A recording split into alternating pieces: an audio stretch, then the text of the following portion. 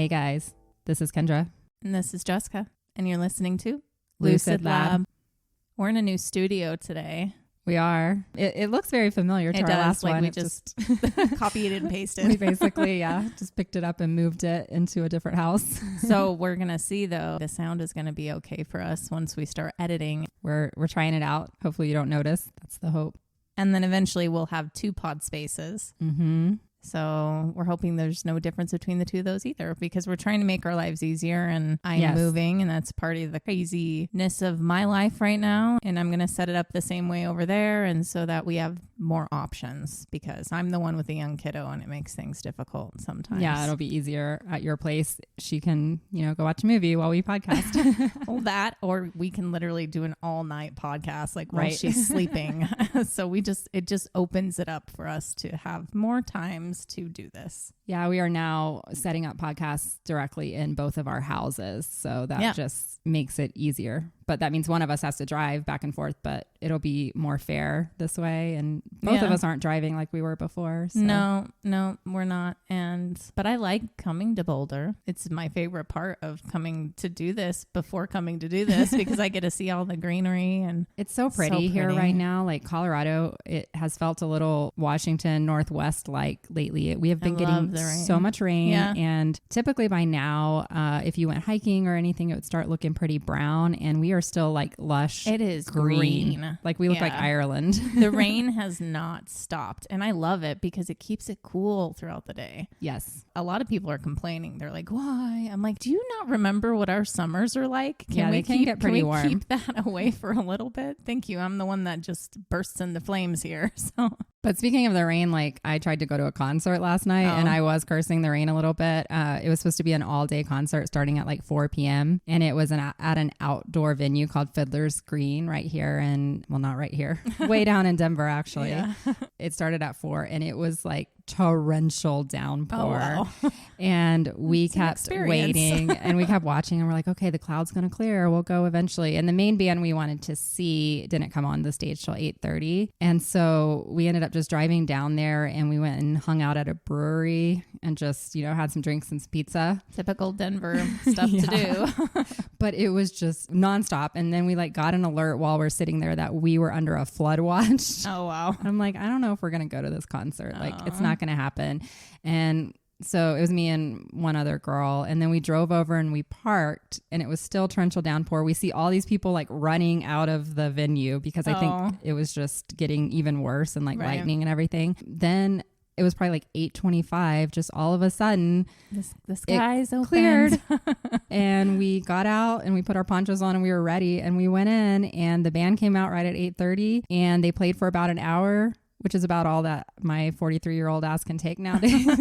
Our feet were already hurting. Yeah. It started raining again. I was like, okay, well that was fun. Let's go. And so then we got out before everyone. I was just looking around while we were there, and there were 16,000 people. And holy moly! Wow. I realized that I think I may have aged out of that size of a crowd.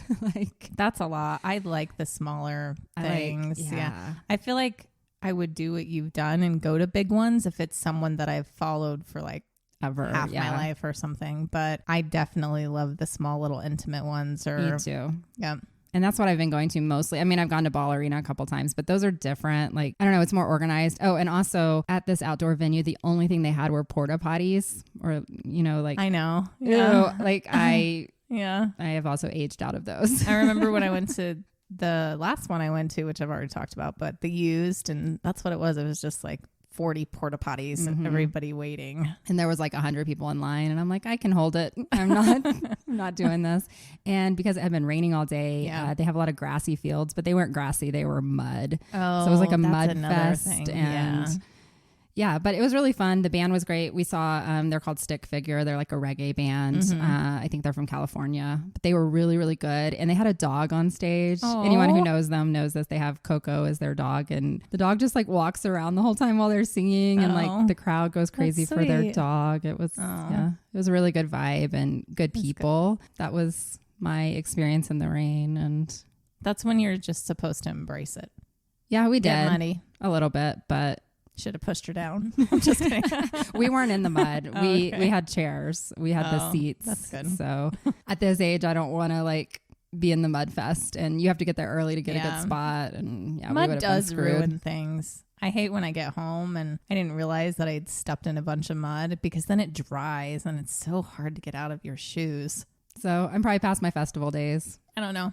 Maybe I'll have a resurgence myself with this newfound life freedom I'm about to head into. I was leaving the house this morning and I had an up close experience with my favorite thing that I see.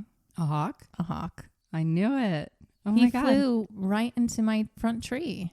Oh. And I was like, there's no way. Because at first he was behind some leaves and stuff and I couldn't really tell. But I saw him fly in and I'm like, I know what a hawk looks like. Like that's just, I've never seen a hawk come into our neighborhood this low down. Yeah. Because he was really only like 6 feet off the ground. And I'm checking the ground. Maybe there's a rabbit or something. And so I walk right by him and I'm looking straight at him. Oh my God, it's happening. He came to see you. He came to see me. I've had some moments the past couple of days that I've just been questioning the universe, kind of talking to me a little bit. I was researching for, I think it was this one actually. And last night I was watching this video that was kind of conspiracy theory like, but it's about spiritual stuff. And right when this guy was about to say something, it glitched and it stopped, which made me look at the time and it was 11:11. Oh. And it's like once I let it sink in that it was 11:11, because I see numbers all the time. Usually I just kind of, I'm like, yeah, angel numbers, whatever. Like I see them constantly, but this time it just, something felt impactful about it. And then as soon as like that thought was absorbed fully, all of a sudden the video started again. Weird. And it was about some pretty crazy stuff. So they were like, okay, make sure you pay attention to this next part, maybe. You know, because 11:11 is one of those ones that's really connected to like spiritual awakenings and stuff. And I'm like, well, maybe it's a sign I'm about to go through another one, or, you know, because it's, so I don't know. That was weird. And then I told you about my cat, because my cat, I'm worried about her. I have old kitties. It's so hard. They're 19 now. I'm not ready. She just hasn't been acting very good this morning. But it's almost like I had this intuition last night, and she wasn't being weird last night. She's being her normal self, but I had to leave this morning and I don't know. I don't feel good about it. We're almost moved. Like, don't do this now. Girl. Hold on for me. Like, I'm not ready, but I'm going to stay positive. The hawk came to tell you it's going to be okay. Came to tell me it's going to be okay, or was he stay my Grim positive. Reaper? He's waiting. I don't know what to think. But, you know, I lost my dog of the same, you know, she was 18 last year, and I lost their sister a year and a half before that. And it's like, I need a break of the grieving. Sad parts and the grieving. And I found out some good news. That's good. Let's hear it. I don't know which episode it was, but I brought up Josh Hartnett. Oh. And how he's retired, and because we haven't seen him in forever in anything. That was on the Queen Mary episode. Oh, okay. So, but guess what? Yesterday I saw he's going to be in one of the Black Mirror episodes. Oh, are you serious? Yeah. Oh my gosh. So now I have to watch it. The Black Mirror came out, a few days ago. Yeah. And I have not started it yet. I watched the first one because I haven't watched anything in forever. Like I'll go to a movie theater because I'm a movie theater experience person. I'll go by myself. Right. I love going to the movies by myself too. But I don't have time at my house to do that in my day. Like I have to be very specific. I'm going to a movie. Okay, I'm going to a movie. Yeah, because then you're removed from anything else. But yesterday I was like, I have to finish my episodes. Like I have to get this done. But my daughter was doing this stuff and I'm like, oh, my brain's not there yet. And I saw something about Black Mirror coming on and I was like, oh, come on. Like I've waited years. It's been years since the last season. And so I put the first one on and it, you know, just was does. it good? Well, they're all mind fucks, right? And that's why I like them. That's why they're good. And it was a good one. Yeah, I thought the first one was good. So I don't know how many there are, but I think there's now 6. there's a Josh Hartnett one. That's interesting. So he came out of retirement to do Black Mirror. But I think what's cool about these Black Mirror ones is they try to give you some insight into what's really going on in this fucked up world. Yeah. And maybe he wanted to be a part of a specific episode, or maybe he just wanted to dabble for a second and see if maybe he he's missed just a fan of Black Mirror. That's it. You know, he could be at a time where I don't know if he has kids or maybe they're grown up. They're grown up now. And he's like, I wonder if I want to do acting again. Let me dabble with one episode. But if you watch the first episode of Black Mirror, you might even question if that's the real Josh Hartnett. You'll have to watch. Doesn't the first one have Salma Hayek in it? I just remember reading the synopsis. I haven't had time and I probably won't be able to. We are headed out of town next week, so I'll be on an airplane, and that's my favorite place to watch things because, once again, no distraction. Yeah, exactly. Yeah, we're headed to North Carolina next week. Oh, yeah, that's right. So today we're trying to record on a much more hectic schedule because I'm going to be out of town for that week, and we want to keep the episodes coming to you guys. I have my 3 jobs. And a daughter at home. And I'm moving. And I have 2 weeks to pack up a house that I've lived in for 12 years. So this episode today, it's not going to be as full as everything else I've done, I think. I mean, I tried. But like she just said, we had to kind of double up this time just to make sure that we're always putting out an episode. And I'm like, I never have any extra time. I like have to force layers of time on top of each other. That's like the only way my brain can compute how I'm getting it all done. The next couple episodes, if they're not as big as I usually do, that's why but they'll still be really interesting. I'm still giving it to you. Yes. So I'm like, I don't want to miss a week. Like, I don't want to be one of those people. We committed when we started this that we won't miss a week. And so we're, putting that into effect this week by recording 3 episodes in 2 days. So yes, but we plan that they will all still be wonderful but then we'll get maybe back not as long. Yeah. If you're used to those longer episodes where we go into a lot of detail, we chose subjects that were maybe not as detailed for that reason. So we could squeeze them all in. I mean, they definitely can be. I feel like I could take both and just go to town with it. But yes. And while you're bringing this up, I want to shout out, we got our first Patreon. I know. I'm so excited. So thank you, Juan. $20. $20. We really, really appreciate you. And thank you. We will shout out as we start getting Patreon. Yep. And we appreciate each and every one of you for listening. Even if you can't contribute on Patreon, please keep coming back. Please keep downloading our episodes. We watch it. We do. On and Podbean. We get very sad sometimes when we're like, what's happening Why today? did it drop today? But we had our largest episode ever in the last few weeks, and we got new country. So oh my gosh, yes. Remember we talked about we wanted Australia and Canada. We got Australia. We got Australia and we got Japan. We got Japan. So we're really excited. And I also want to give a shout out to Connecticut because where are you? Are you a coven? Can we come visit you? Like, I don't know what's going on in Connecticut. I know no one there. I'm going to be on a road trip up in Connecticut, and I wish I knew where you all were because reach out. You're our number one say state. Something. Yes. So if you're beating out our family and friends, it's getting ridiculous. If you're a Connecticut listener, send us an email or comment on one of our TikToks or something. We want to know who you are. Who is there? Now I'm thinking about Black Mirror. I'm like, it's not real. It's just a computer. I hope they're real, and Please we love you, whoever you are, because you're really making us feel good downloading these episodes. Thank you, Juan, for being our first Patreon. Yes. I hope you're doing good. Are we ready to get into it? Let's do it. Okay. So today I am talking about Giants. Not the football team. Yeah, that wouldn't be a very interesting episode. But I'm taking a turn back in time to my anthropology days and talking about a race of people found in some interesting places. And yes, if you haven't guessed yet, they're giants. But not really. Like, not in terms of like when you think of a giant. Like, sometimes when I think of giants, I think of the movies where they're 400 feet tall. And, right. Like Jack and the Beanstalk. Yeah. That's not what we're talking about here. But just much taller than the average human of the time, and mostly today too. Mm-hmm. I've not heard anything about this, so I'm really curious to learn more. I didn't know anything about giants, honestly, until you brought it up and said, I'm going to do an episode on this. And I know, I'm getting all weird. I want to do sirens. I'm going to go into all we're these. We're going into the mythological. I hope you like it. We have no idea, because right now we're like, what do people want to hear? But at the same time, we don't know who's who and whose family and whatnot. And we don't know. But I feel like we're always going to do absolutely everything. Because even if UFOs gets a bigger tick up, there's not a lot of that to talk about right now. Right.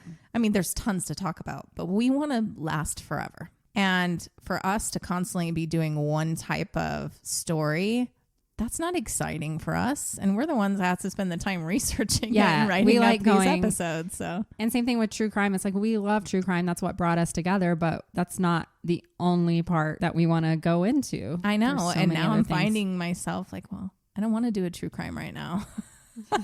I am going to do a true crime for my next episode, so we'll still mix it in. But definitely we are. But I felt like I was in that for a little while. You did. You've done a lot more than me. I've only done one true crime so far. Oh, okay. And you've done, I think, 3, maybe 4. Well, the thing is it might have been 1 or 2 weren't even meant to be true crime. They're meant to be paranormal, and then they turned into true crime. Exactly. So what you happened. just never know where you're going to go. Mm-hmm. Same with this one. So I'm talking about giants, but by definition and understanding, something is only gigantic in comparison to something else of its kind. Okay. So that's what we're talking about here. Pre-modern humans were relatively short back in the day. True. In this episode, anytime I refer to giants, I'm talking about beings that are 7 to 13 feet tall for the most part. Which is still really very tall for our age. Even today, that's not average. The average height for pro basketball players is 6'6", just for reference. So, and by the way, the Denvers won the national championship. First time in franchise history. First time ever. Go Denver. I didn't watch it, but congrats. I didn't either, but there was a big parade. I know, but people died. Oh my goodness, there was a shooting the night of. Yeah. Why every time there's a celebration, this should be a joyous time, somebody has to ruin it? Always. I don't know the story there, but that's why it's actually pretty dangerous to go to some of these things, especially the Broncos games. Someone is always like getting stabbed there or something's always happening. That's something else I thought about when I was in that crowd of 16,000 people yesterday. I think it makes me nervous now being in any large crowds. I'm paranoid. Like you said, why does someone have to ruin it for everyone? Okay, but anyway, I'm already we're back already to giants. Going we can't help ourselves. Back to giants. But giants, it's easy to write things off and debunk them. But I want to give this one a whirl because it's not the first time we've heard of giants. And because a specific site actually was what sparked my interest into taking on this topic today. And so I'm going to start with that. And I'm focusing on the Nevada desert. And the history here is both tragic and fascinating. And the giants there were not only taller, but pretty ruthless. Oh, so they were mean giants. As far as all my research has told me, all giants are mean so far. So being taller makes you angry. Possibly. Because you can't bend down and... My knee's the size of a car. What am I You gonna have do? a lot of back problems. Probably. It's not like you have big beds anywhere. The doors are too short. And you're getting... I saw some pretty big doors in this one thing. They're like, this is exactly why giants exist. Because the lock's all the way at the top. And they're like, who's going to reach that? They're bumping their heads on everything. I'm trying to think why they're mad. They just have more estrogen or what's the other one? Testosterone. Testosterone. Let's blame it on testosterone. That's what we like to do, right? Exactly. I don't know. We're always like, men. And all the food just grows in tiny little things. And so... it's not like they can go eat a steak in their size anymore. That's true. They have to eat more too. And then people get mad because they're eating too much. I mean, we're acting like they're next door and we have giant neighbors. Maybe someday. Maybe right now. So let's speak of the Nevada giants. Let's talk about them. So to speak of them, we have to talk about Lovelock Cave in Nevada. Lovelock? Lovelock. Okay. Yeah. And it's not luck like lucky. It's like lock. So maybe it's Lovelock. But I think when you talk fast, it's just like Lovelock. Lovelock Cave is a North American archaeological site and historical site. It goes by several other names, including Horseshoe Cave, Sunset Guano Cave, and Loud Site 18. By the way, please do not try and research this place by the last name I just mentioned. Loud Site 18. I was trying to see if I could find more information by researching it by its other names. Right. And Loud Site 18 only brought up nasty, stupid stuff. Okay. Anyway, yeah. That was fun. I was like, no, I was looking for something else. Thank you. So Lovelock Cave is part of the Lake Lahontan Great Basin region and was one of the first major caves to be excavated. It is an important site because of the conditions in the cave, which allows for the preservation of organic and inorganic material. The cave is roughly 150 feet deep and 35 feet wide, so it's really not very big at all, but it has made a huge impact in history. Okay. On May 24th, 1984, it was placed on the National Register of Historical Places. The cave was formed when this area was next to the former lake bed of Lake Lahontan, which was a Pleistocene pluvial lake that covered much of western Nevada, which lasted 2.58 million to roughly 11,000 years ago. The cave was formed by waves and currents in the area. Following the Pleistocene epoch was the Holocene epoch, which is where we are now in geological terms. Okay. And since the beginning of this, the elevation of the water dropped, obviously. Mm-hmm. We are in a much drier climate now. Only smaller lakes remain. And if you've been to Nevada, well, it's a desert. Yeah. And did you know that it just ruins water for everyone? And it all comes from the Colorado River. Yeah. And just for Las Vegas, really. And we're about to go there. Like, it makes me sad. It's like there's certain parts of the country that we probably just should not live. Yeah. Instead, we're pumping water in and think about all the golf courses there that we're watering. And Vegas, it's an abomination. And now I'm going with you girls because I need to get out and have my first girls trip. And the only reason we're going to Vegas, like this probably wouldn't be top of our list, but our friend who has never been, and she's turning 40. So it's like a big deal. Yeah. That's why we're going. Jessica and I would probably choose somewhere else as our probably 150 other places. Vegas way too many times because my dad, that was like his place to go. So almost every family trip involved Vegas, and like I've just been too much. I've only been a couple of times as an adult, but even then it kind of lost its luster for me. Just being there so many times as a child. My uncle was in the Air Force and was stationed in Las Vegas, so similar to you, we went on all of our family vacations to Vegas to visit my dad's brother. So that was the excuse anyway. But my parents didn't gamble. We actually didn't go on the strip too much when we would go visit. He lived off on a golf course and they'd go golfing and all that. But it gives me a sinking feeling when I go there because I know how much water and also food. I watched some documentary about how much food goes to waste there. Yeah. It's just gluttonous. All the buffets and crap. Anyways, go Vegas. We're going to be there in a few weeks. Yay. So anyway, the cave became a place to store many things, and it has preserved a treasure trove of history. In use as early as 2580 BC, it was inhabited regularly by people for over 4,000 years that we know of. Okay. In modern times, the cave was first initially discovered in the early 20th century, but many artifacts in history was lost due to poor excavation and greed of organic material and greedy people and organizations. Always. Gotta run it. In 1911, two miners, David Piute and James Hart, were hired to mine for bat guano in the cave, which it's accumulated bat shit. I was about to say, what do they use bat guano for? It's a good fertilizer. Oh, okay.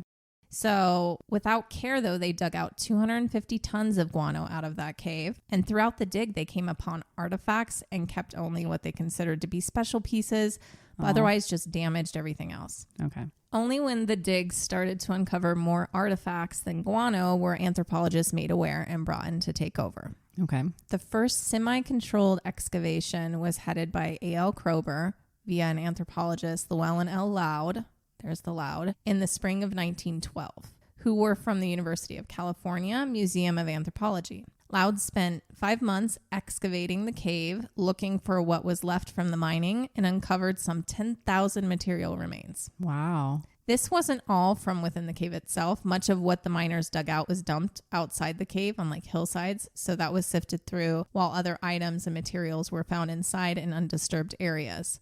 But even with the great finds, it was not carefully detailed or reported. Loud's report does not follow current procedures today, so much of what was found, the information, it's lost to us today still. And that's one of the biggest finds. Over 10,000 things that they found just then. Like what's a typical find? Like it has to be way less than that. I don't know. And I think it was just the conditions of this cave. There might have been that many things in all the other caves too, but it just didn't stick around that long. Mm-hmm. A later excavation in 1924 was commissioned by the Museum of the American Indian of New York, who sent Loud and Mark Harrington to find any remaining materials. With the assistance of local Paiute Indians, they found about 40 pits and caches, including traps, nets, baskets, food storage items, sandals, spear throwers, grinding stones, and a prehistoric sling, one of the earliest known in North America, including 11 duck decoys were also found, most painted and feathered and others unfinished, and other animal traps. Early radiocarbon dating was unsuccessful, but in 1984, through accelerator mass spectrometry, 2 of the 11 ducks were dated to 130 to 300 BC. These tool duck decoys are special as they're the oldest duck decoys of their kind found anywhere on Earth. Wow. And are now Nevada's state artifact. They are very well made and lifelike and currently reside at the Museum of the American Indian in Washington, D.C. Very cool. I'll post some pictures of them. Yeah. Because thinking of how old they are, it is pretty neat. Use those. How they were put together. Yeah. Yeah.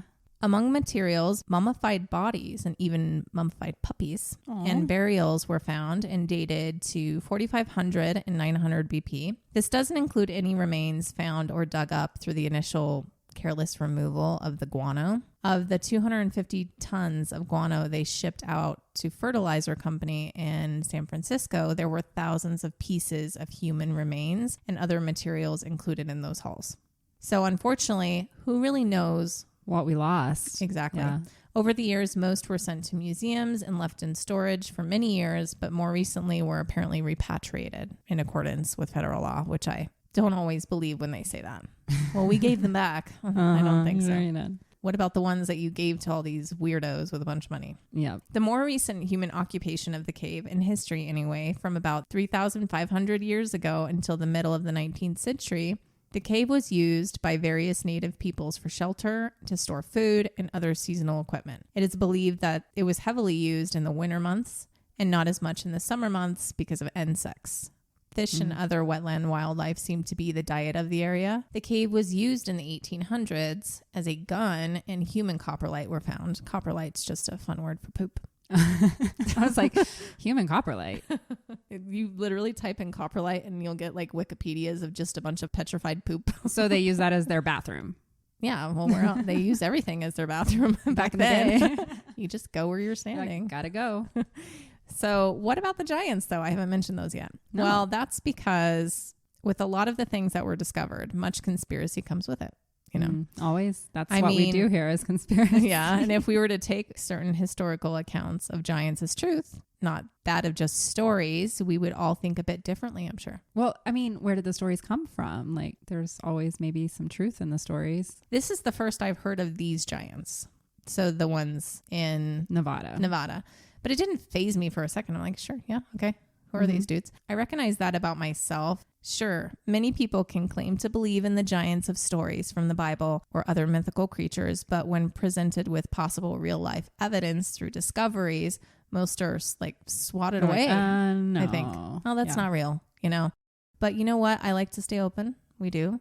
And a lot of conspiracies are rooted in truth. Yep. And they can be embellished, but it comes from somewhere. Somewhere it started, yeah. Yeah. But before I get to that, I want to talk a little bit more about the native people of the area, specifically the Paiutes. Okay. Paiute means water and comes from the people's preference to live near water sources. The Paiutes are actually many different bands in the western United States. Northern Paiutes of the Lovelock called themselves Kuptukutta, which means ground squirrel eaters. In the past, they used to pour water down into the ground to flush out squirrels for food. Squirrels lived in the ground? I'm sure it was a different type of ground like squirrel. A little ground, kind of like a prairie dog. Prairie dog, probably. Yeah. Who knows what they were called back then. So many things changed. Is what you said, and that means ground squirrel eater? Yes.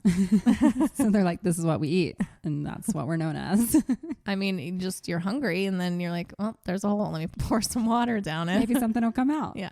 They also ate fish, geese, ducks, and jackrabbits. They ate lots of wild vegetables and fruits, chokeberries, pine nuts, wild onions, sweet potatoes, cane, and tool shoots. They would also hunt for deer, antelope, and wild game. No part of an animal was ever wasted, as we know. Yeah, they were so much better than us. Exactly. Water snakes, ground squirrels. Oh my God. I looked up ground squirrels because I just had to see. They look like prairie dogs. Is it just another name for prairie dogs? It says ground squirrels are the rodents of the squirrel family that generally live on the ground. Wow. That was a great so informative. Thanks, Wikipedia. Does it have like... It says rather they live in the ground instead of trees, like the tree squirrels. What the fuck?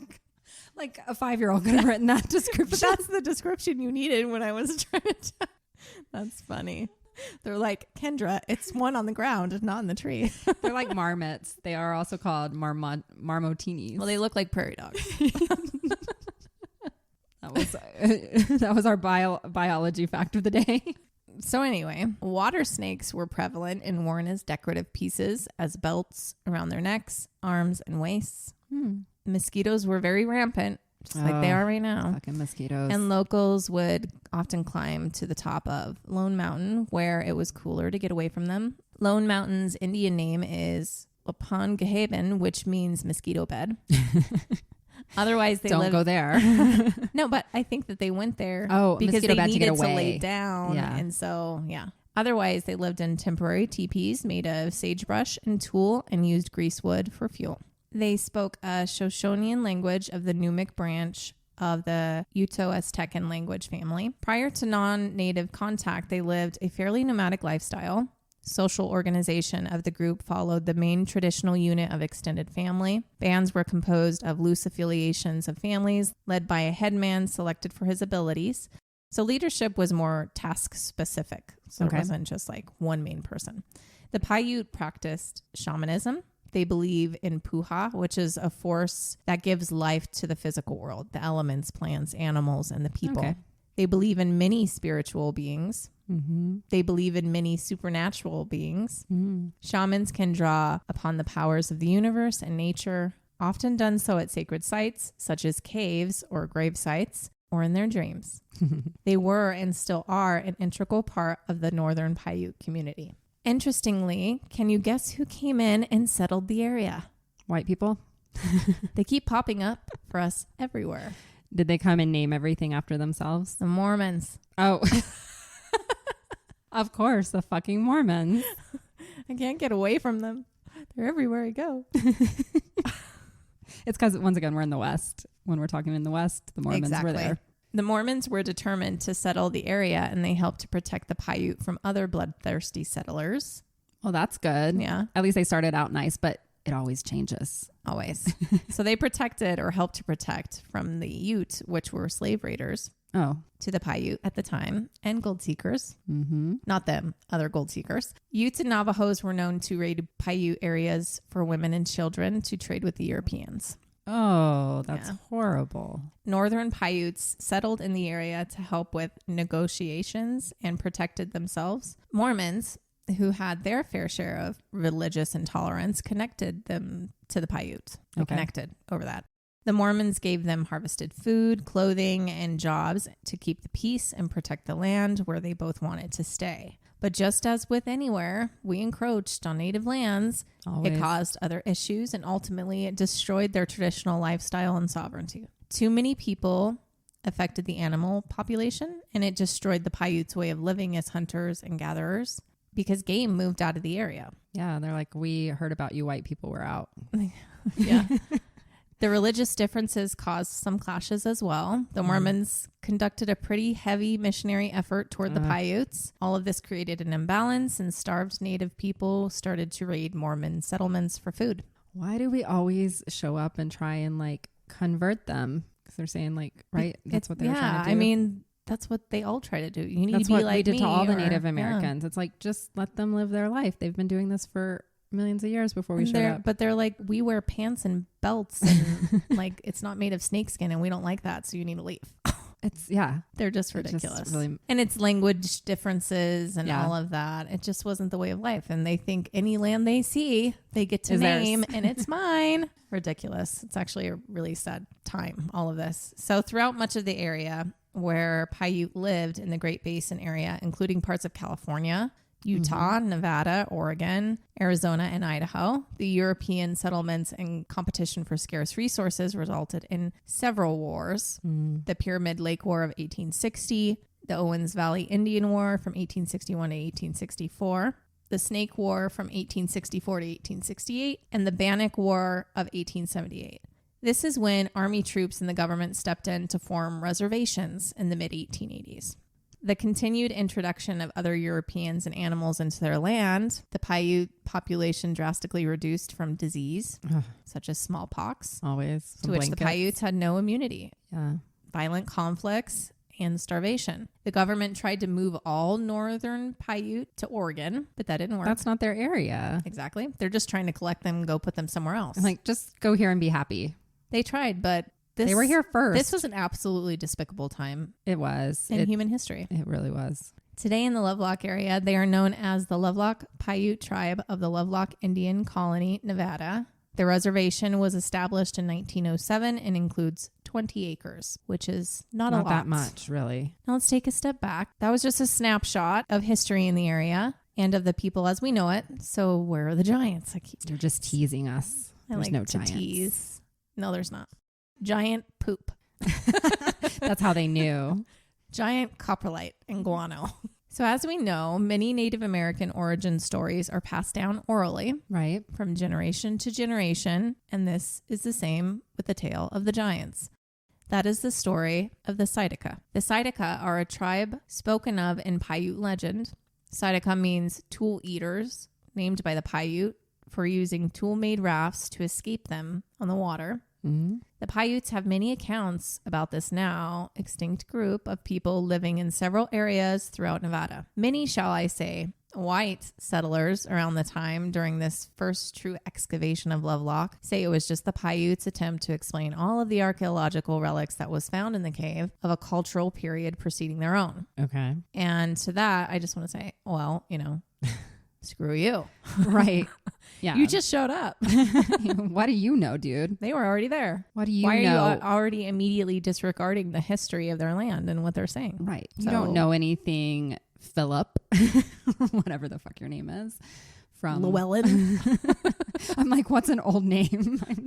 Todrick. Is that a name? Edgar.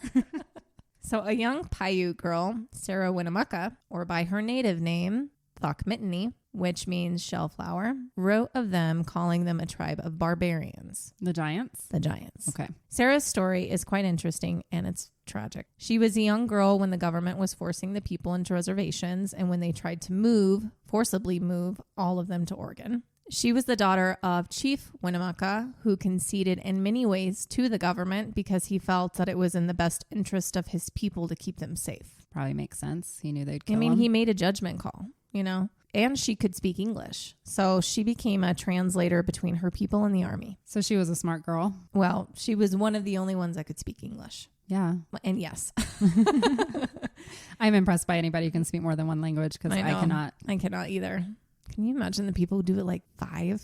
No. Where in your brain does that go? How do you not mix them all up and start speaking I don't believe they're humans. At all at the same time. They're not. They're AI. They are AI or alien or just a mixture of something. So the government, of course, lied to her constantly about what they promised to do for her people. But they would never do that. In exchange for her cooperation. She was stuck on both sides. And a lot of her people started to distrust her and blame her. But she tried, her entire life, in fact, she tried. She tried to bring awareness to how Indigenous people were being treated. Yeah. She was an advocate for her Native American rights. She traveled and held lectures. She wrote a book, Life Among the Paiutes, Their Wrongs and Claims, in 1883. It is an autobiographic memoir in which she details the first 40 years of contact with European Americans. She was the first Native American to write a book. She was trying to help other people understand what was happening to them and the savagery they experienced. Her own mother and extended family having been murdered during the U.S. attack on her tribe.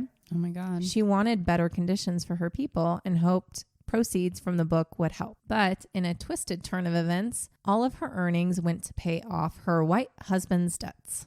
Oh my God. He had a secret gambling problem and left her after she paid for everything. The bastard. Seriously.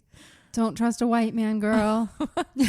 I love in another episode, it was Amityville. You're like, no, girl, no. No, don't do it. That was funny. Later, she opened a school with her brother for Indian children. That's sweet. Sadly, she died at a young age of 46. Oh my God. Tuberculosis takes you down. Tuberculosis. Unless you're Stanley, then you live till you're 88. Gotta get to Estes. And sadly, the memory of her is still kind of controversial.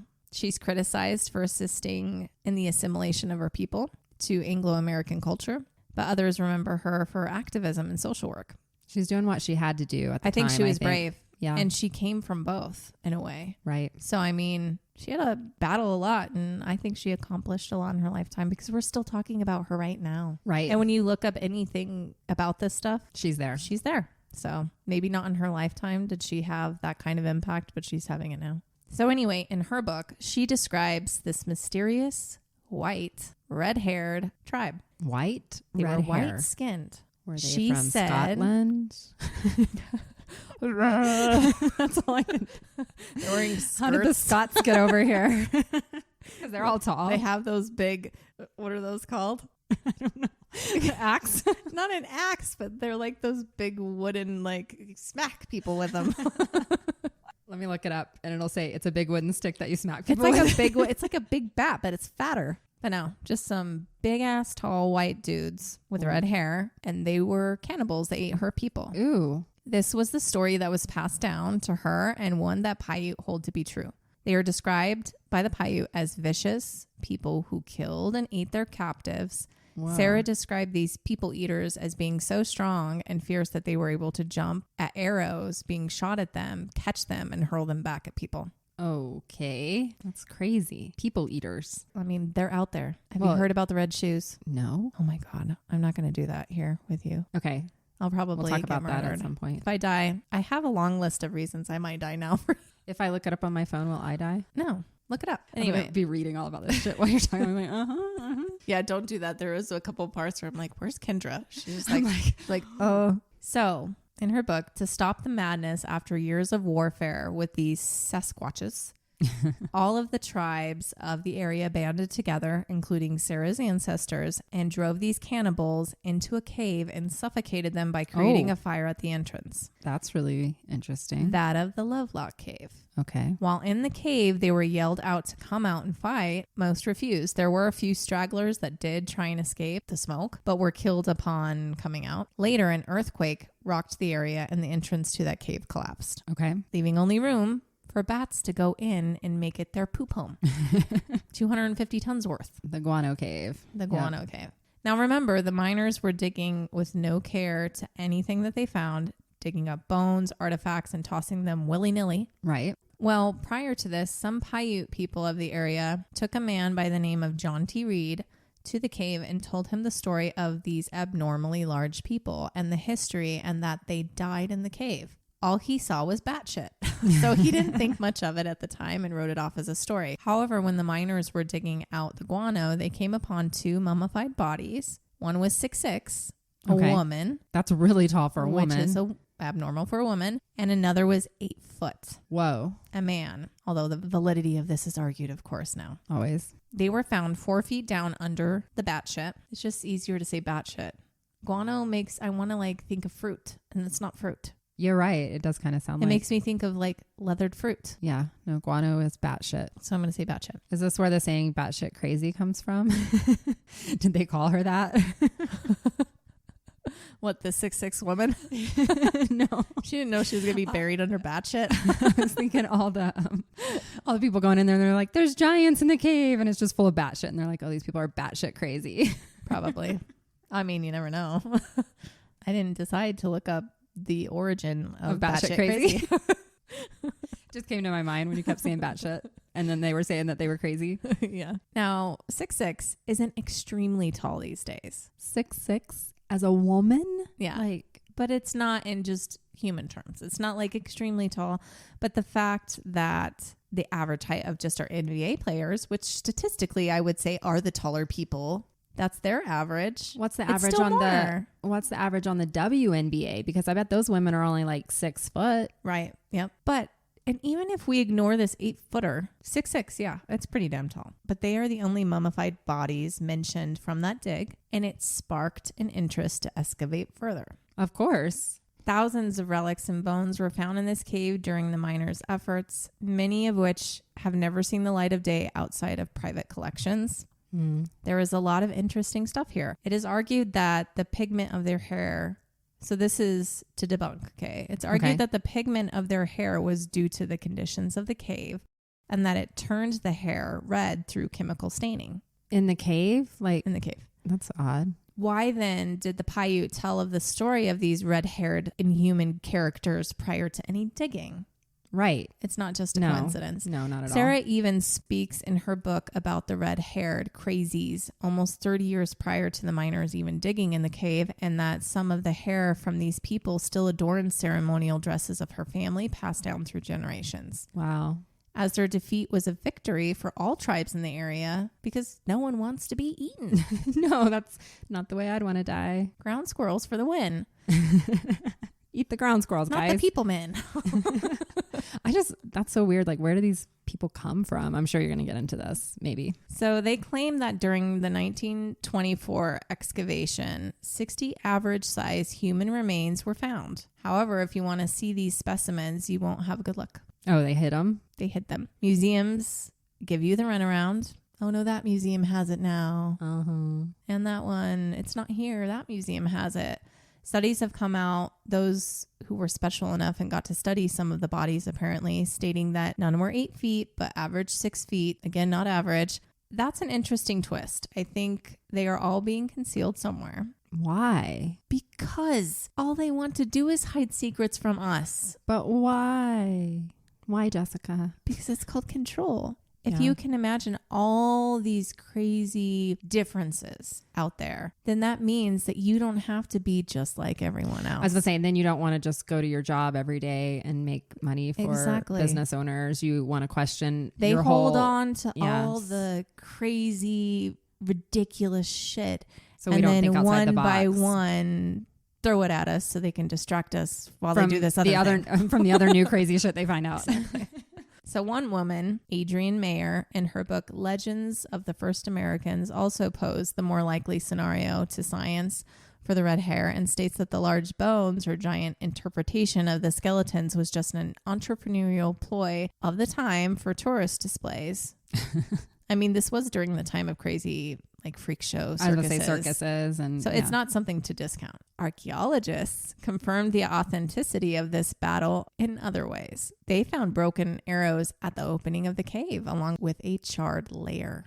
So that makes total sense. Which to would what prove she this said. story to be true, that this battle took place. There was a fire set at the opening and that wood was thrown into the cave and arrows were shot into the cave, meaning people or something was in there to be shot at. Right. Why is it so easy to discount that humans back in the day, small sects of them, were different? True. I mean, hello, we've proven it over and over again. They could have just been an anomaly and then they kept breeding. I mean, call it what you fucking want, but there is some level of evolution shown in everything. I really don't understand why it's so hard for some people to comprehend. In one sentence, someone contradicts themselves in several ways. Well, there's giants in the Bible. I believe that.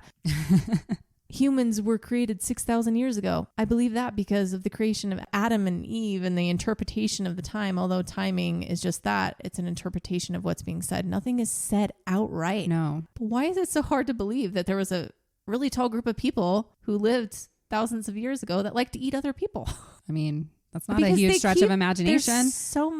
There's so many people who are like, no, that didn't happen. They just made that shit up, even though there's all these bones in a cave. And we have humanoid evidence from 15 to 20 million years ago of the genus Homo existence. Right. We evolved. Even if you don't want to believe that, Homo sapiens, anatomically, modern humans emerged about 300,000 years ago. Okay, here's what I'm going to say. Your interpretation of we just came 6,000 years ago. What, your family from the aliens? Because like, I don't know what else to think. Like we have proof that we were here. There's for like, a really I talked about long ass time. I talked about that show where it showed people during the Ice Age, like a civilization in the Ice Age, which was millions of years ago, right? Yeah.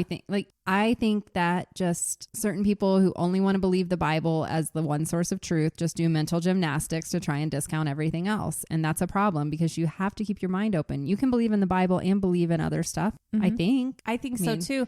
We have to always remember that the Bible is heavily edited and translated by so many fucking people who get to say whatever the fuck they want. So you have to take everything that's said with a grain of salt, and still it is the teachers that are giving it to you that's saying this passage means this. Right. And we don't know. Even though it doesn't literally say this. And I've seen a lot of things about how they interpreted the Bible wrong with like how you would interpret the words otherwise. But anyways, that's a tangent. But David and Goliath was a story I learned, and I'm sure you did too. Are you going to go into that? I'm not going to go in specifically to David and Goliath, but I am going to touch the giants of the Bibles here in a bit. But yeah, they believe that. So why is this so far out there, like you said? Yeah. Well, even in Lovelock, it was determined by bones and human muscle tissue found that humans occupied the cave for at least 3,000 years prior to northern Paiutes replacing the culture there, at least from what had been found so far. So that means that this battle between the Paiutes and the red-haired cannibals happened a very long time ago. Some of the bones found in the cave had bone marrow removed. What? Why? Which also lends to the story that they're a group of cannibals. Because they started eating each other? Is a thing that you do. Okay. No, of bone marrow of regular they had humans. Bones in there that they were eating. Yeah, and the bone marrow was removed. Okay, that makes sense. You do that. Mm-hmm. We do that with animals because that's a very yummy piece, apparently. Mm-hmm. Haven't tried. I mean, we make bone marrow soup. Right. I've had that when I haven't felt well. Mm-hmm. Bone broth, I think, is made from that too. Yeah. Because you have to think about what happens when you bottleneck a species. If we're going to talk evolutionary terms, a variation in the gene pool decreases. There's a similar genetic diversity. Population decreases, mutations occur. It's not a wild theory that there's one group of people that were still out there, taller, stranger, stronger, weird looking, had all red hair and had a bit too much animalistic of a nature compared to its hunter and gatherer neighbors who came upon them. The Paiute were seeking to establish themselves in different areas when they met these people. So they had just kind of moved into the area? Right. So actually, that makes sense. They were there every first. Story, the red-haired people were there first. Okay. So, and then the Paiutes came into the area, or other Native Americans that I'm going to talk about. So maybe the hungry fellas and women had just been there a really long time prior to anyone else showing up, bottleneck from other humans, and were, different. I always feel like just stop rushing to discredit possibilities when there is scientific evidence. Right. Because I feel like it proves the existence of how humans came to be. And it could be super fucking spiritual at the same time. Fight me. I don't care. Let's fight. I am all the things. Let's go. But that's just the anthropologist in me coming out to fight. You can't help it. And I'll fight you with some bones. I used to be up late. Looking at bones? At night. The only person at school in the bone lab looking at some bones and listening to some used or glass jar. You're the full-on emo chick. You're like, let me dig on some bones while I listen to emo. Oh, I loved it. So the story's over here, right? Okay. No. The Paiutes say, yes, they existed. Mostly everyone else says no. Well, let's at least tell the tale from the believer's side of things, even if possibly embellished, maybe even some made up side of things, and see just how interesting it gets, because it's fun.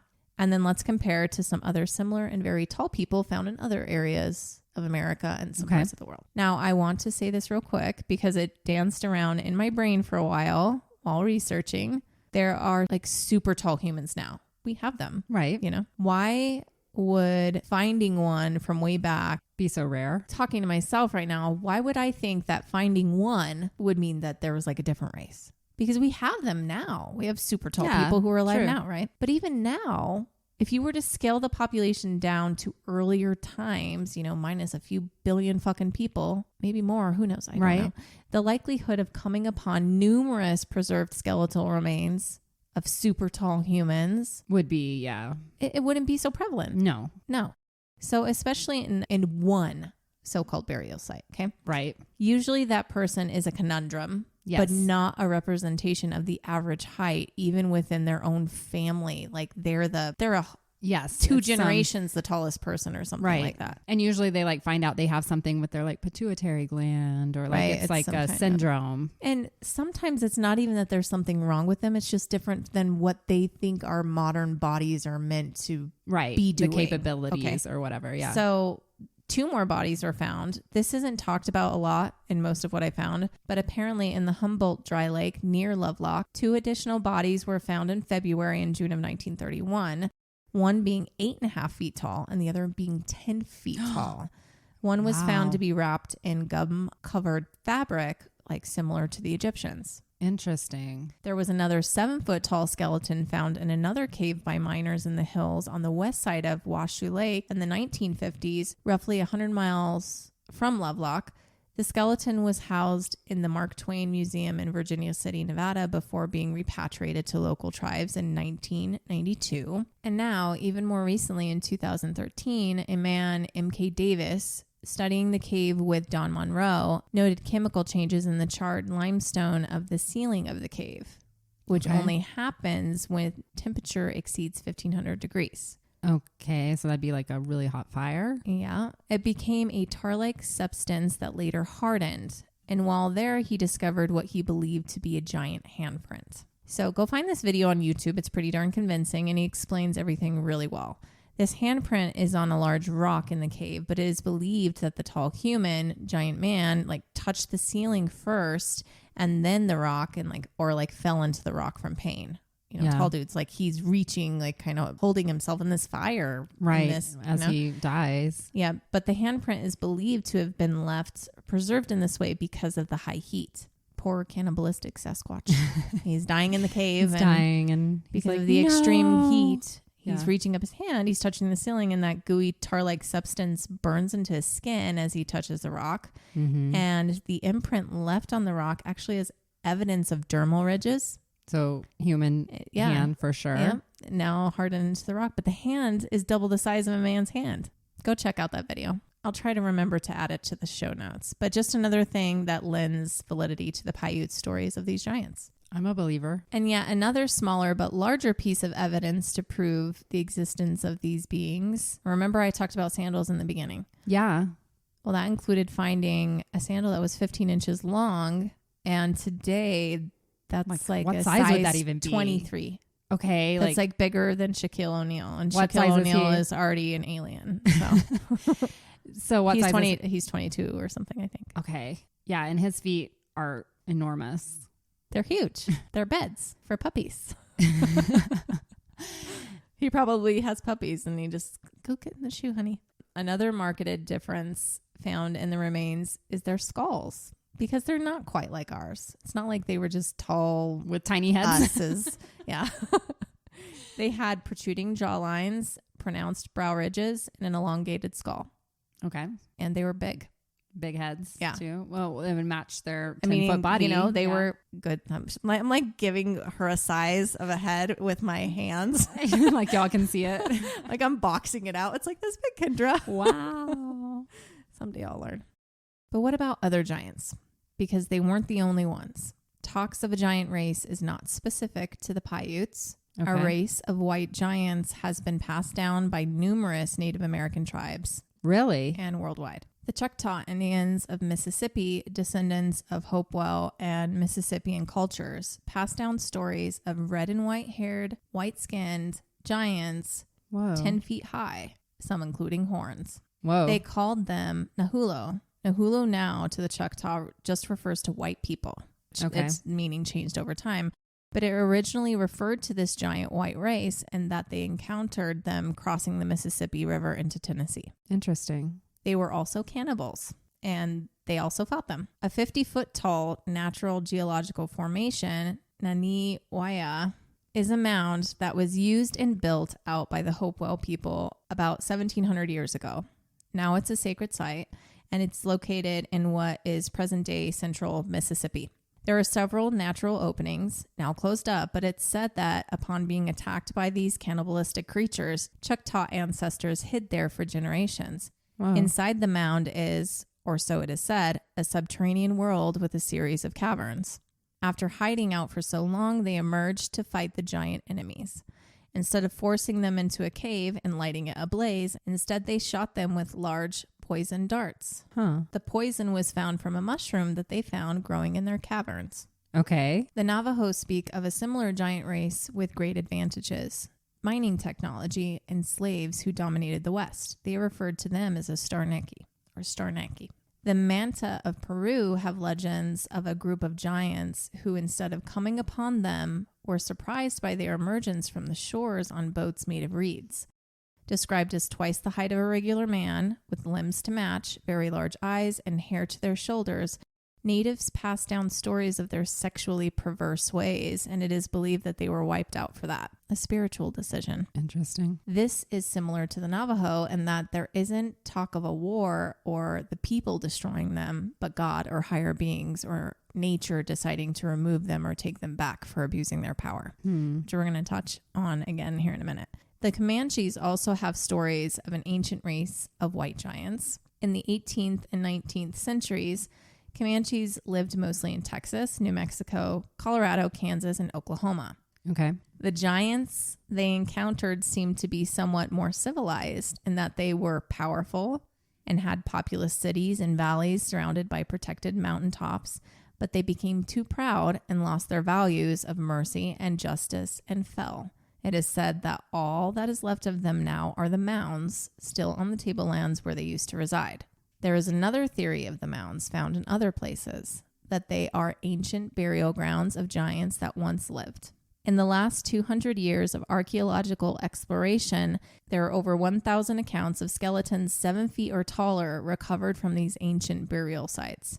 Oh. Outside of numerous reports, diaries, photos, ethnology reports, newspaper clippings, and articles to support this is the theory and evidence from the South Charleston Mound in West Virginia. It is thought of as the key to unlocking the real history of giants in America. Emmy Award-winning writer and researcher Richard Dewhurst wrote a book called The Ancient Giants Who Ruled America. In it, he claims that in 1883, the Smithsonian sent a team of archaeologists to the South Charleston Mound to conduct an extensive dig of 50 mounds found in this location. From what is known, the team found numerous giants, one which was 7 feet and 6 inches tall. Another giant skeleton was found in another mound surrounded by 10 others in a circle.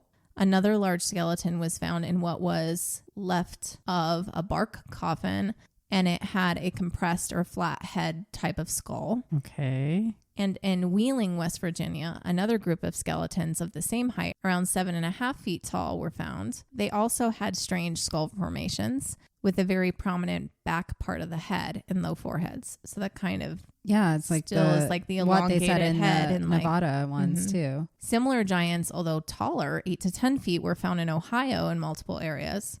Dozens of skeletons wearing copper masks, including what was described as a massive skeleton in full copper armor, were found at a mound site in Chillicothe.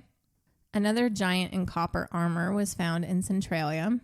A giant skeleton was found buried with the bones of a panther, and another with a necklace made of bone and shell from the Atlantic Ocean in 1889 in southern Ohio. Was the panther his pet? I'm assuming it'd be pretty kitty-like at that point. Right, if he's that tall. Yeah. But it also suggested travel or exchange with the shells that they had. Okay. Because they're in Ohio, and this is from the Atlantic Ocean. Another very tall person or giant was found in Cartersville. And in Newark, Ohio, the body of a woman said to be 8 feet tall was found wearing pearls and copper jewelry. This is crazy. Like, I have never heard of any of this. Of course not. That's why I'm like, I can't even comment. Like, my face is like, what? This is crazy. Are we sure they're not just all Vikings that came over? Then we're just assuming that Vikings are these red-haired cannibal men. I just feel like they had to come from Scandinavia. Well, I'm not saying that Vikings are cannibals, but like, I've watched the Viking show, and like, they're all very large white men, and like, I'm just wondering because that's what they chose for the show. Maybe just kidding. Very good looking, and I like sex.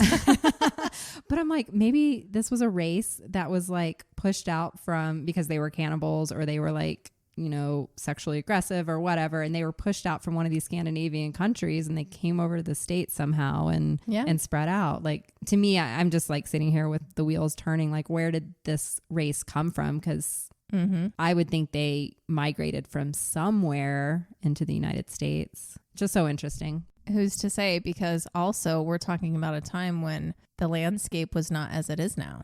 Right. When they could have come across the bridge. Yes, what is the bridge? The Adriatic Bridge or Aegean? Or, I don't know what I'm saying right now, but one of those bridges. Things were different. True giants could just walk across the ocean if they wanted to. They swam. And now what is Wisconsin, some of the more important bones were found to support the theory of another race of giant humans. 200 mounds were studied in this area by Beloit College, and 18 anomalous skeletons were discovered, ranging from 8 to 10 feet tall, with features unlike modern humans today. It's just a lot of the same thing. These are Bigfoot's ancestors, except for now hair grows everywhere. Well, you know, there are some that say that there is more hair, but is Bigfoot described as having red hair? I'm doing a Bigfoot episode. Okay, you'll let me know later. This is great that you're doing this before, because perhaps I will find. I found out that Bigfoot's nephew are these dudes. And Bigfoot's like, we don't eat humans, so y'all have to leave the tribe. No, Todd. I don't know why I keep choosing Todd. Todd. Oh, it's because we went to that coffee place. Todd, it is not appropriate to eat humans. Even bad Todd. He's like, be nice to them. What did I say earlier? Make them your pets. Scare them, but don't eat them. Is Todrick a name? Godric. I said Todrick in the beginning of this episode because we were thinking of like old people or names from back. And you said Todrick. I said Todrick. Well, guess what? You can use it. Okay. Todrick's pretty cool. That's going to become a new popular name now. I just realized now that I have only said Todd like 4 times because we went to Todd's Coffee. Yeah, that makes sense. Okay. But it's not Todd's Coffee anymore. It's not, but on the cash register it said Todd's. It used to be Todd's. Okay. Okay, but also in New York, some 200 giant skeletons were found in 1871, with some up to 9 feet tall and estimated to be 9,000 years old. Their discovery was widely reported in the media at the time. All of that has since disappeared. This is so bizarre. Yeah. Why are we hiding them? Is it to make men feel okay? Because, you know, women like taller men and they don't want men to know that there used to be 8 to 10 foot men. I mean, I don't know if the women want them to eat them. No. Not all of them are described as being cannibalistic, but what happened to them, right? Because they're not here anymore. No. Okay, so we have all this evidence, and if you were to believe that there was an ancient race or races of giant humans, what happened to all of them? Right. We have a couple of stories from Native American groups about how they were defeated. Yeah. But that doesn't answer what happened to the rest. True. Right? Okay.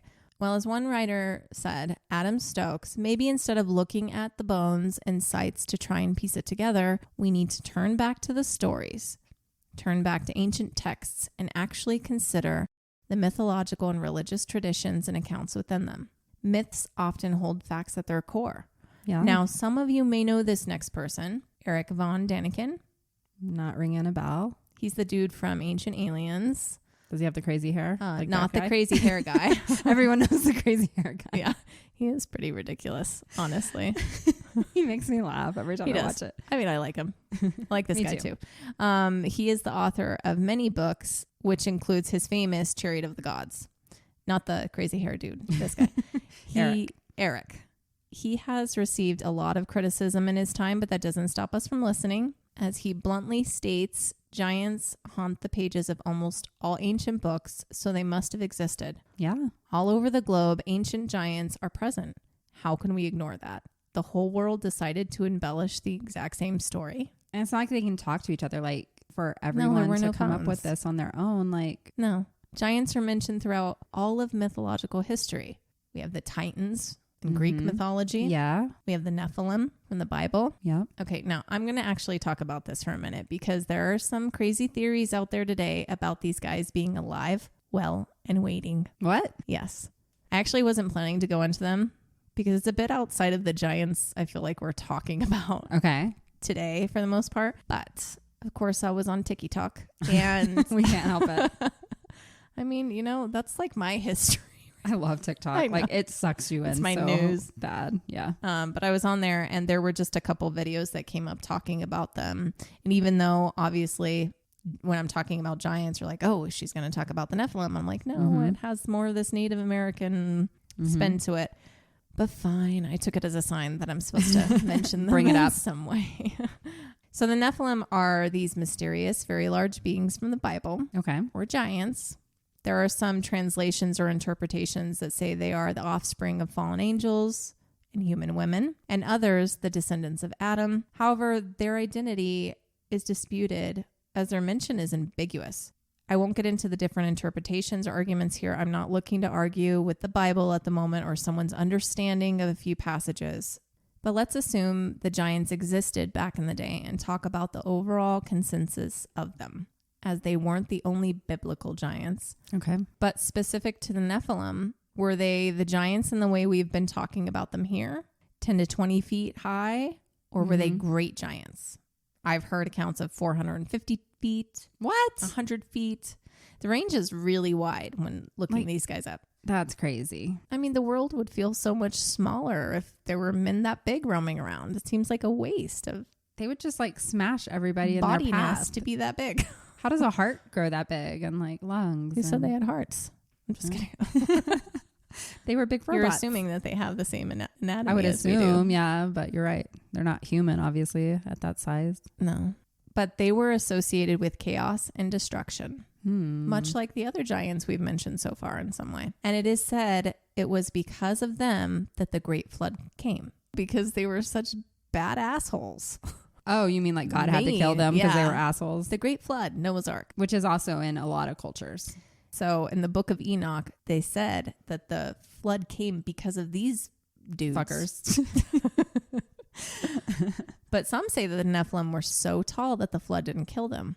Yeah, I was going to say, they can breathe. And then, so God had to destroy them himself and then send them to hell. I don't know. Whether they are another giant race of the ancient world or a race of mythical beings, the fact that they have been talked about for so long, it's still a story worth paying attention to, just all these other giants we've been talking about. I don't know. Be prepared for giants walking through your front lawn. Have they found bones that support a 100-foot person? I'm going to get into real life evidence. Maybe that's what dinosaurs were. Will you stop saying everything I'm about to say? Oh my God, I'm sorry. You do this to me. It's so funny. I'm like, I never do this to Jessica, but I guess I fucking do it to you too. Okay, I'm going to shut the fuck up. We're the same person. We are. You should see how many times we literally write the same sentence back to each other at the same exact time, but like a few different words have changed. Oh my God. But it's the same exact meaning. We're saying the same fucking thing at the same time all the time. I mean, it's a great compliment. It's like, wow, we think the same. And I'm like, we're great business partners. Yes. It works. But we also annoy the fuck out of each other when we're trying to do our podcast. Stop hemming and hawing. Just in case they're outside. Just if they show up and you see one, based on what we know from the Bible, just assume that terror and havoc is close, because it's said in the end times that Nephilim will return. Yeah, I was about to say, if I see a 100-foot person, I am going to assume it's the end time. I just a 10-foot person. Right? Okay. 20 feet. I'm fucking 450 feet. I'll be like, do you have an apartment in your leg? What am I supposed to do? Can you pick me up? I want to see what it's like up there. So here is the theory right now that I'm going to put out there. I'm not saying one thing or another, but I'm just putting it out there because it's interesting to talk about. And because I keep seeing videos too. So I think it's like on the uptick, just the topic of Nephilims. Okay, interesting. I've never heard of them, so. Oh, okay. So Antarctica comes into play again here too. Bring it in. So some believe that the Nephilim are imprisoned and alive in Antarctica. Okay. There have been sightings, and several people who have actually worked in the military bases have come forward and say that it's true and recount what they've seen. That is some say that they're working with the U.S. right now. Whoa. One guy said that he worked in one of these military bases, which required a ridiculous heavy clearance, and he wasn't allowed to say certain words or phrases like Jesus Christ or God. And they're like, even if you stub your toe, you cannot say Jesus Christ. Why? I believe it's because the word has a powerful meaning. Really, if you're going into spiritual terms here, that type of stuff, because Jesus Christ also spoke about the Nephilim. So this guy, anyway, he claimed to have met them, and they themselves referred to themselves as the Nephilim. Okay. But they were there working with the humans, like almost in like a scientific way. They were working side by side and said that they were preparing for war with God. Why do we have to prepare for war with God? Because the end times is a spiritual war. And we're just like... We're the ants that choose the sides. They're like, oh, and yeah, those humans, those, however many billion people are here, maybe we'll do something with them. We're the baby, though, if you think about it. We're the pet ants. We're the pet ants, but if you're going into God's terms, we're made in his image. We're his babies. They all want us. It is us that they want. And it's the control of us. But we're not that great. Come on. But that's what they want. It said that the Nephilim are going to like come and say, you can live forever and you can do all these things and live in sin with us. And okay, I'm in. That was a convincing argument. Live forever and in sin. I'm there. Sex with hot angels that come down. Take me now. I've seen City of Angels. I'm good. City of Angels. That was just one dude that fell in love with a human. I know. But yes, Nicolas Cage and Meg Ryan can be my life every day. Anyway, coming back though to just other. I'm an easy sell. She's like, I'll go. Maybe you and I are gonna fight one day. You're gonna be the evil one, and I'll be the good one. You want to go with God and not the big sexy giants. Who said they're sexy? I've seen renditions of them and they're fucking ogres. I mean, I like tall men, but probably that's a little bit too tall. When you're the size of his toenail, nope. Yeah, it'd be hard to have a romantic relationship. It would have to be a spiritual relationship at that point. Like, we just got to be friends. That's way too big. He's like, fine, I'll eat you like an olive. I'll be like, you know how King Kong had the little girl that he was obsessed with? I'll be like the little giant's girl and live in sin forever. I'll let you have that. But it has to be one of the Nephilim that is just like the oddball out or something. You know, he's like the strange stepson. I was like, doesn't get along with everybody else. His IQ is way lower than the rest. That's what you're saying. He's the village idiot. He has too much heart. It's like a new Disney movie right now we're making and writing. I'm going to be talking about Disney movies in my next episode. Okay, we're getting wine silly. Anyway.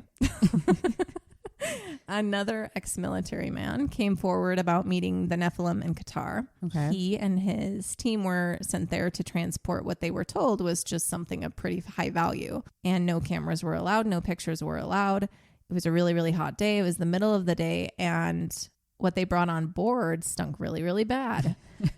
Did not have a shower. It was a deceased man. But he said it didn't smell like decay, really. It just smelled like musty stink, like someone hadn't showered in 10 years. But what it was a man on a pallet on his side, like a really big pallet on his side, slightly in the fetal position, dead. And they estimated him being about 12 feet tall. That's crazy. And they thought this dude would be of, Indian descent, but he wasn't. He was white. Did he have red hair? Well, it was more like grayish at that point. He used to be white. But they said his feet were huge. They all like took turns putting their own feet up to his feet. But his feet were like wrapped in more of like, I don't know, like kind of like Egyptian wrap on his feet. Gauze. Yeah, instead of shoes or anything like that. Weird. There's one. And where were they taking him to? They can't say that. Okay. Unrelated. But another story I came upon in dealing with a possible giant. There was a guy, Andrew Dawson, who saw and filmed what he thought to be a giant on a mountain in Jasper National Park near Banff, Alberta, Canada. Okay. He tried to go back and get closer and get another shot, but he started being followed by who he assumed to be the CIA. He posted several videos on social media talking about how he was being stalked and harassed. Suddenly his posts stopped for over a month. And then he gets back on and posts. But in the video, you can see like he seems to be being coerced.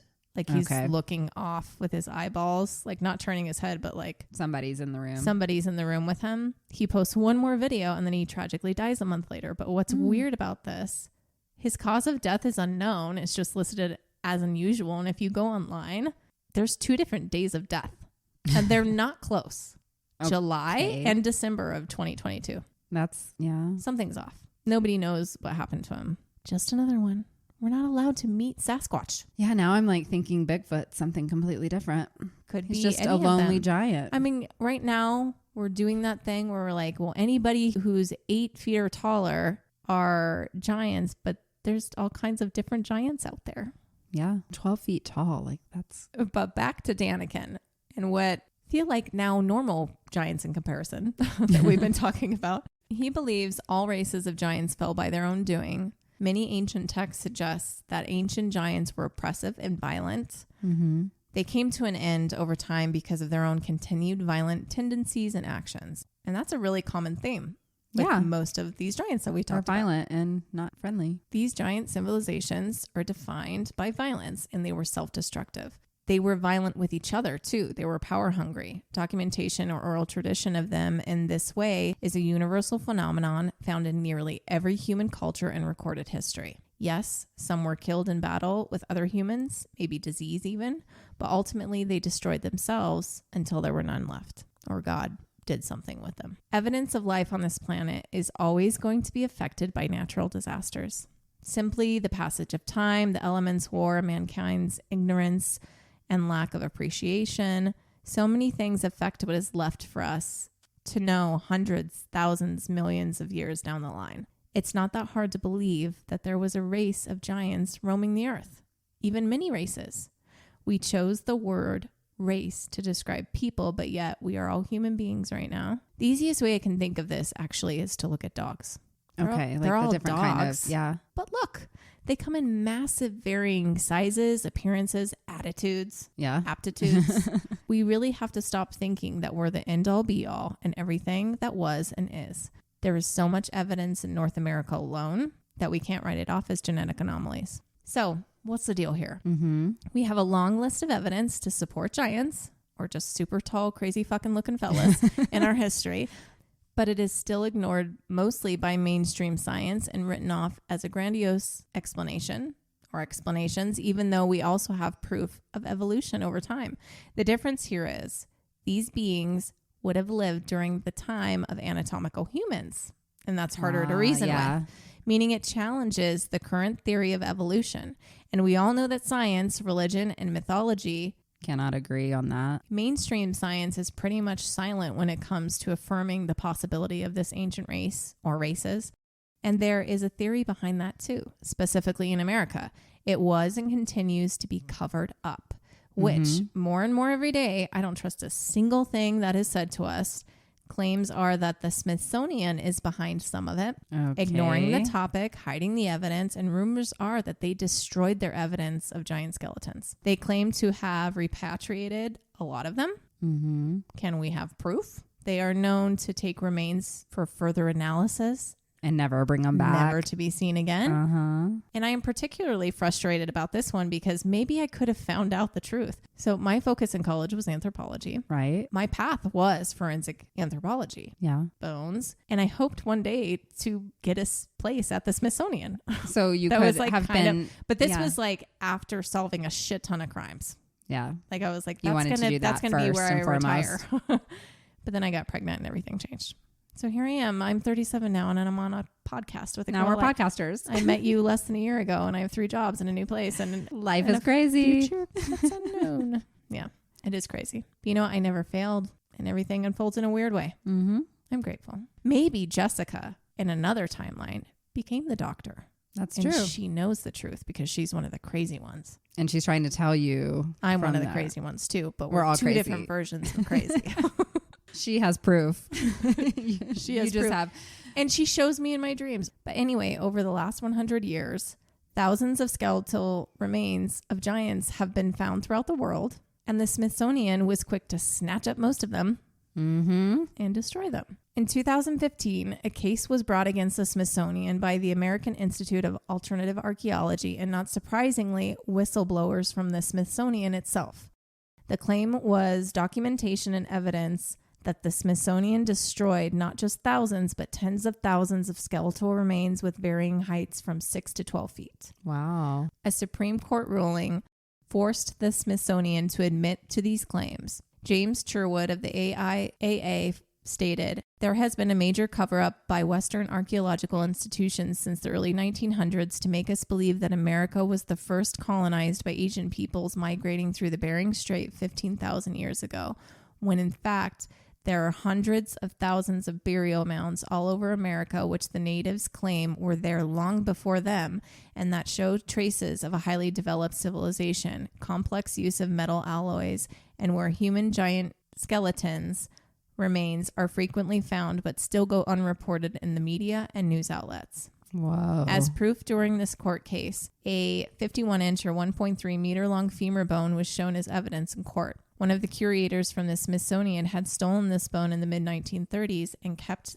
it his entire life, and only relinquished it along with his knowledge of the Smithsonian's doings on his deathbed in a letter. In that letter, he wrote, "It is a terrible thing that is being done to the American people." He wrote in that letter, "We are hiding the truth about the forefathers of humanity, our ancestors, the giants who roamed the earth, as recalled in the Bible and ancient texts of the world." Wow, that's fucking... And on his deathbed, like, to me, that gives more credibility to it. Yeah, but everything I just read about that is satire. What do you mean? It's fake. You made that up? I did not make it up, but I found it and fell for it too. Oh, man. And then I did the research and I'm like, fuck, it's not real. Oh, so there was no Supreme Court. But the reason I'm telling this story is because it's one of those things where I feel like it's truth hidden by a lie, but still truth. So what I'm saying, it's the part of the court case that didn't happen. That didn't happen. Okay. So but the Supreme Court did not have this thing with the Smithsonian, because I'm pretty sure the Supreme Court and the Smithsonian and everybody's in the same fucking pocket. Right. Is the point. But I brought this up because I don't think the Smithsonian did it alone. They are known to destroy things. I feel like so much is hidden away by government. Always. In places like this, in private collections. Mm-hmm. And the Smithsonian is like the Vatican, if you think about it. It's the Vatican for relics. Yeah. Without religion. I would think twice before letting them know about anything that you find. Truthfully. They hide a lot of secrets. And why? And you're one of a kind find that could change history. They don't go want into that. a black hole and you'll become a kook. Right. And they'll write you off and put you in the National Enquirer. So I think that this weird story was written to open eyes, because see how I read it to you? It just seemed like, oh, that happened. Yeah. And had that happened, you're like, wow, I didn't know How that. did I not know how this? were we even still talking about giants not being real? So, yeah. It's because they're all in cahoots. I'm sorry. It's really not that odd to think of super tall people. Not at all. And the fact that it's in all of the cultures, like, come on. Yeah. And it's in the, you go to the religious people, it's in the Bible. I will bring up David and Goliath. Yeah. Like, David and Goliath was a story that we were all taught over and over and over, and he killed him with the stone. And wasn't David... I don't know. I haven't read the Bible in a long time, but wasn't Goliath like 11 or 13 feet tall? He was a tall dude. Yeah. And it was just like the Philistines is, I think, where he came from. And they just talked about the Philistines all being a race just really of tall dudes. Tall dudes. And women, I'm sure, because they have to God procreate. didn't call them dudes. That's what we call them now. We can't trust anything the government tries to tell us. No. Most of what we know are lies. But I feel the rise. Do you feel That's the rise? why they want TikTok gone. I feel the rise of the wise. I like it. Rise of the wise. Sometimes new hashtag, maybe? Rise of the wise. There we go. I bet you someone else has it. I find it difficult to talk to people with a small worldview. Agreed. I can't anymore. I can't either. Like, just people who are so set in stone. Like, they know. They're like, this is my purpose. This is what it is. Like, it must be nice to know everything, I guess, but I want to question everything. I don't get it. I don't get it. Yeah. I don't know. I want to believe in all the wondrous things, but with that comes evil things. But we have all the stories. Giants, sirens, dragons, unicorns, fairies, trolls. Yes. Why not? We easily accept dinosaurs. And those seem crazy. Most of the bones that are in museums are just casts of bones. They're not the real bones. Some even are not even true size or the shape, but like a size and shape that they decided on because they found something else. They're creating these things. Why are we so blindly believing in that, but nothing so else. Easily discrediting everything else? Have you dug up a dinosaur bone yourself? No. What if it's just a big cow bone? Right. That's like, why, you know what I'm saying? It's just like, you cannot argue one piece of it and then just be like, but the rest does not exist. There were definitely humongous lizards roaming around, but everything else just doesn't make sense. It's like, okay, if there were lizards that large, then everything else should make sense to you. Mosquitoes the size of your head or body. Yeah, I don't want to live in that. No, I actually certainly don't even want to meet a 10 to 15 foot red-haired, white-skinned dude who might think I'm a snack. No, thanks. We meet enough like 5'10" guys who think we're snacks and want to like kill us, and it's usually the shorter ones too. 5'7". I love you. You should come to my house. I wonder if it's because our boobs are at their face. Most likely. Probably. Not mine. I'm 5'2". Nobody. My boobs are in no one's face. The tall guys are just like these little like boop as they're looking down at us. I'm 5'2". I never have that problem. Every guy's taller than me. Anyways, guys, that's the story. It's a good story. I hope it was fun. It was, I was very intrigued because I hadn't heard any of this before. Yeah, I think down the road I'll probably expand on this topic a lot. Like, I don't know, let me know if you've liked it, because this was just really a tiny touch on giants. Yeah, I've heard, and I'm sure you have too, because we watch the same, bullshit. Not bullshit. We watch the same stories, documentaries. Yeah, about like, there's I want to do the Anunnaki. Yeah, the conspiracy that giants built the pyramids, which is, we were talking about that offline here, and I think we should do an episode on that. Absolutely. But anyway, that's all I could produce with this week because it's crazy. Well, I think you did a really great job. I think you had a lot of detail, and you definitely have questions going off in my mind, and I'm sure our listeners... This is something I haven't heard on any other podcast, so I'm loving it. Tell us your thoughts. Seriously, people, write in. Write us. But we don't want to miss a week, so we're here. even if this isn't your favorite or the next one or the next one or the next one, because it's crazy. This is our baby and it means a lot to us. So yes, thank you for listening. Please follow us on your favorite platform. Please go in and subscribe so that you get our new downloads every Tuesday. And also, we would love to see some more ratings from you guys. Comments, let us know what we're doing that you like, maybe what you don't like, but don't leave anything really like scathing on the platform, please. You know, it's an interesting thing I would like to know. There is some part of our analytics that we don't get to see. Yeah. Tell us where you're listening from. What podcast platform do you use? Yeah. Can you, I don't know, we'll have to maybe think of creating a poll or something, but not everybody is on our same social medias. So if you hear this, quick email, lucidlabpodcast@gmail.com. Let us know how you listen. Yeah. And also you can reach us on all of the, social media pages. We're on TikTok, we're on Facebook, we're on Instagram and YouTube, all under @Lucid Lab Podcast, all one word. Right. A quick mention about YouTube. I'm sorry for everybody. I didn't get to mention this before, but the Amityville episode did not make it to YouTube because I was unaware that YouTube has a 3-hour limit. So if you're listening to this now and you're like, where the hell did 11 go? There it is. You're just going to have to go find it somewhere else, unfortunately. We really wanted to stop doing like 2-parters because we felt like 2-parters don't work. It just wasn't working. And it was more work for us too. So we were trying to let's just let them go as long as they go, take the pressure off. Just, if people want to listen to long things, they'll listen to long things. But it wasn't working. But now we know, okay, well, 3 hours is the limit. Or we can't do YouTube. People want to listen to long things at 3 hours exactly. So exactly 3 hours or less you'll get from us moving forward. If you want to mail us anything, it's P.O. Box 251, East Lake, Colorado, 80614. And we have a Patreon. Thanks, Juan. Love to see you there. Thank you, Juan, our first Patreon. And that rhymes. And lots of rhyming right now. And we're going to do like a sleepover at Jessica's house once she moves in, and we're going to figure out Patreon and set that up to make a really useful and wonderful site for you guys. We are. Thank you. Thank you all. And in the meantime, stay lucid. We love you guys. See you soon. Bye. Bye-bye.